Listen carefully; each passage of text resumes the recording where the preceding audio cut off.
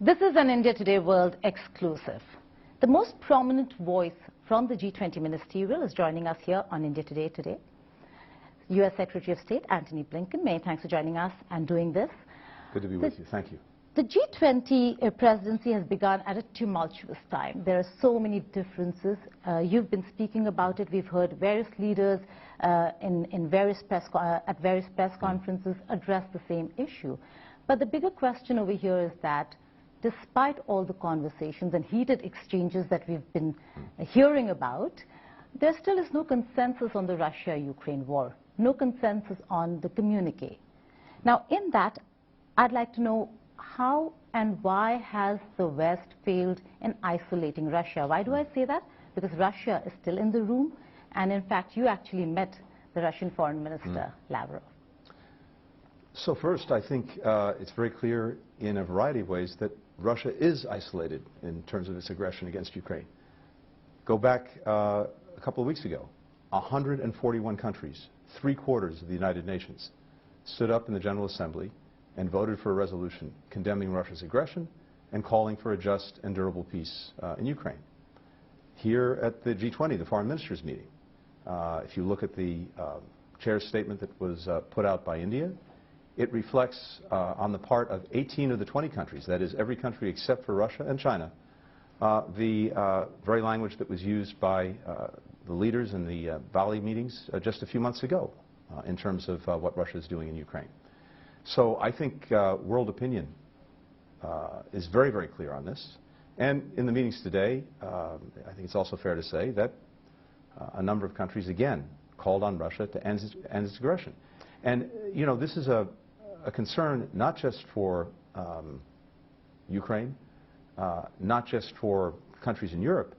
It's a concern for the entire world because the consequences of Russia's aggression are being felt around the world. People are feeling it in terms of higher energy prices, higher food prices, and countries are feeling it in a different way because there's been an assault not just on Ukraine, but on the principles at the heart of the United Nations Charter, principles that are necessary for trying to keep the peace around the world, like one country can't simply go and try and take over another, erase its borders, erase its identity. So I think it's very clear where the world is on this, and that was reflected here again in New Delhi. But the aggression continues, and there is no stopping them. G20 has not been able to. US sanctions have not been able to. So when we talk about isolation, we're talking about absolute isolation of a country that is an aggressor. And that certainly doesn't seem to be the case here. Well, I think if you look at what's actually happened, the Ukrainian people, with a lot of support from countries around the world, have actually stopped what Russia was trying to do. Russia was trying to erase Ukraine from the map, to absorb it into Russia, to make it so that it didn't exist anymore. That has failed, and it's failed because the Ukrainian people stood up and because so much of the world came to help Ukraine in defending itself. Since then, since that initial attempt to eliminate Ukraine as an independent country failed, Russia has been pushed back in Ukraine to the east and to the south. The Ukrainians have taken back more than 50% of the territory that Russia seized from it early on in the aggression.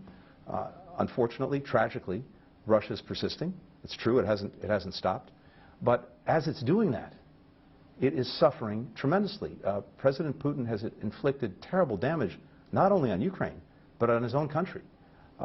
Public accounts say that Russia has suffered 200,000 casualties, killed and wounded in Ukraine. And he keeps throwing bodies into this war, a war of his own making. More than 1 million Russians have left the country. Right. They tend to be the most educated and most sophisticated in building a modern economy. 1,000 companies from around the world have left Russia. They're not doing business there because the reputational cost of doing business has gotten to be too great. So all of those things, as well as the sanctions and export controls, are having an increasingly heavy weight on Russia. But ultimately, yes, the objective is to get it to stop the aggression and to restore Ukraine's full sovereignty. And that requires that we continue to support Ukraine and continue to exert pressure on Russia. And it will take time. But you're here in New Delhi, and concerns of New Delhi and India are a little different. We're talking about China here. Do you think, because of this war, the focus has shifted from China and Chinese aggression, whether it is against Taiwan, India, or for that matter, now we see Chinese spy balloons in American airspace. Is that a concern? How do you see America counter China, and how do you see America continue being a net security provider for the world? On the contrary, I'm seeing two things. First, as I mentioned, even as so many countries are working to support Ukraine, they're also working together, including here at the G20, to address global problems of concern to people around the world. And I mentioned a few of them, from food insecurity to energy insecurity to climate to global health, including in the wake of COVID, to make sure that that doesn't happen again. At the same time, I actually think that what Russia has done in Ukraine has awakened other parts of the world to concerns about other would-be aggressors.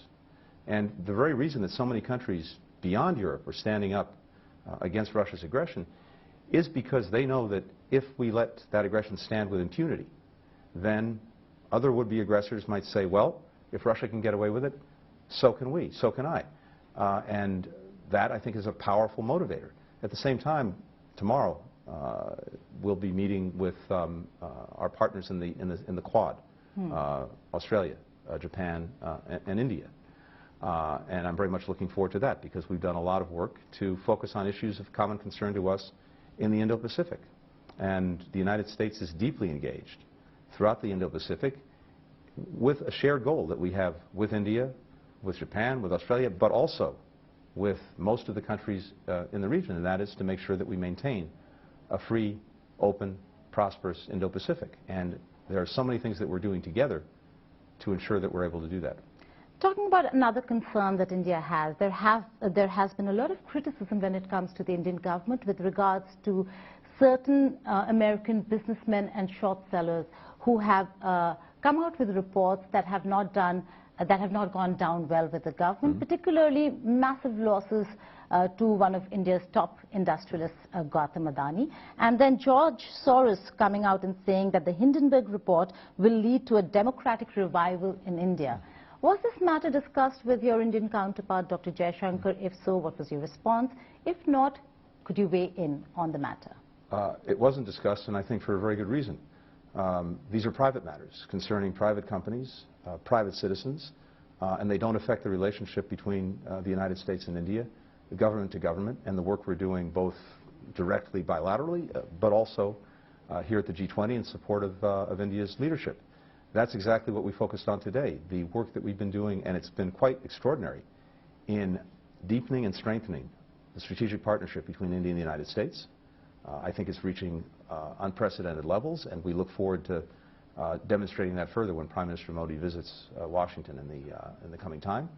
And at the same time, today the focus was intensely on the very ambitious agenda that India has for the G20 and the support the United States is providing for that agenda. There's another very important aspect of in the Indo-US cooperation, which is health, the health sector, COVID-19, but the prospects are grim when it comes to reports that are emerging now. The US Energy Department has concluded that COVID pandemic most likely arose from a laboratory leak. In that, you've had many agencies report to you, send out reports. What can we conclusively say that Beijing indeed is indulging in biological warfare? There are some very distinct things here that it's important to be clear on. First, President Biden was determined from day one to get to the bottom of the origins of COVID-19, why it happened, how it happened, in order to enable us to make sure, to the greatest extent possible, that it doesn't happen again. And in doing that, he asked all of our intelligence agencies to focus their resources and their attention on this question. And what we have now, after extensive study, is some of our agencies and departments believing that COVID originated from a lab leak in Wuhan, others believing it's more likely that it originated at an animal market, also in Wuhan. None of the agencies being able to say conclusively that it was one or the other. And so the bottom line is we don't know conclusively, but of course the possibility that it originated in a lab is very clear and very real, and that's what some agencies think is more likely, again, not conclusively. But that's also separate from the question of whether this had anything to do with a biological weapon and anything to do with intentional actions by a country to develop it, use it, release it. And none of the agencies, to my knowledge, have found that. But do you see biological warfare as a threat coming from China separately? We have real concerns about the potential development and use of bioweapons in various places around the world. We've been working for years to try to ensure that that wouldn't happen.